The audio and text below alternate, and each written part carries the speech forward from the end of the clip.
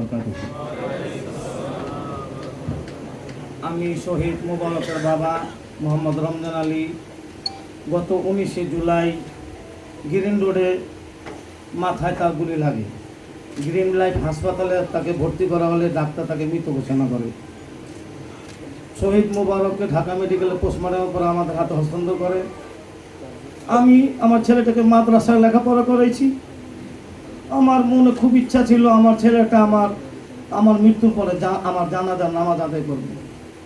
সেই ছেলেকে আমার নিজ হাতে গোসল দিয়ে আমার ছেলের জানাজা আমারই আদায় করতে হয়েছে ইমাম সাহেবের পিছনে।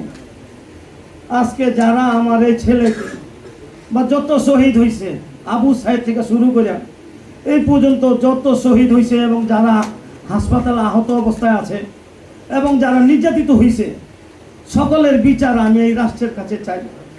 আপনাদের মাধ্যমে এর বিচার চাই। শহীদের আম্মা মোবারক হোসেনের আম্মা আমার সাথে আসছে না, আমি ওর সাথে সাথে রাখি। আমি এই দেশের কাছে বিচার চাই, আমার ছেলের বিচার চাই।